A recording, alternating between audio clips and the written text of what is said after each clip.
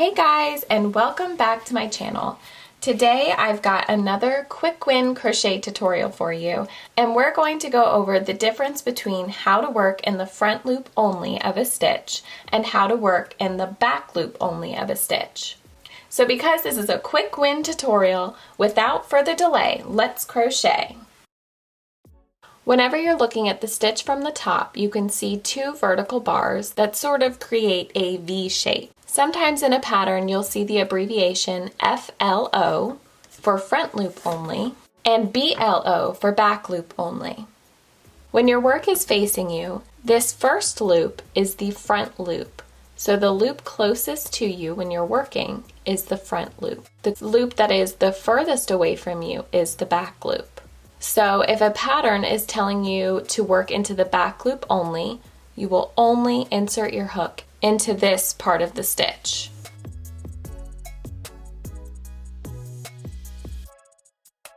So let's work this row into the back loop only.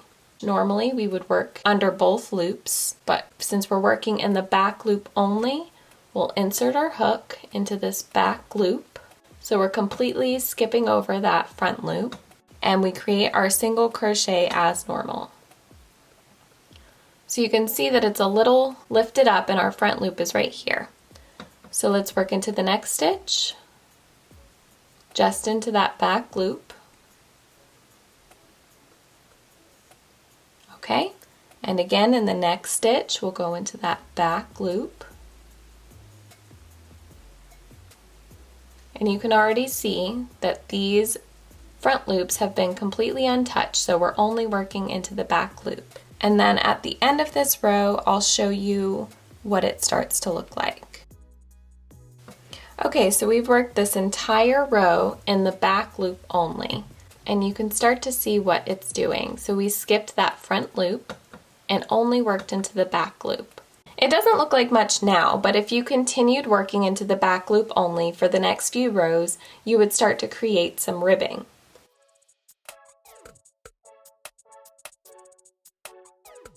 So like I said previously, when we work into a stitch, we're working under both loops.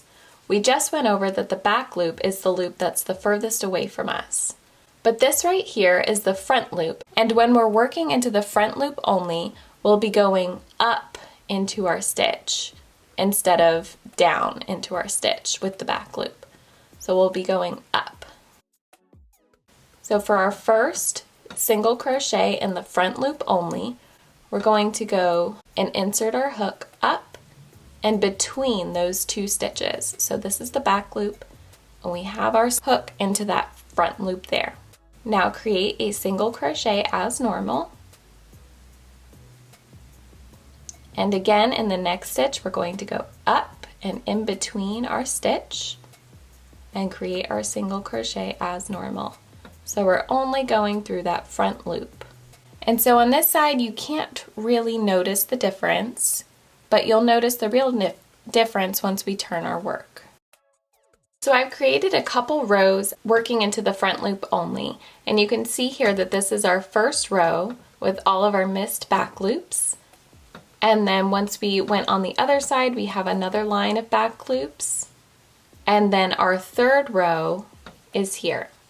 And so that's what you would expect if you continue to work into the front loop only. All right, and that is it for today's quick win on working into the front and back loop only.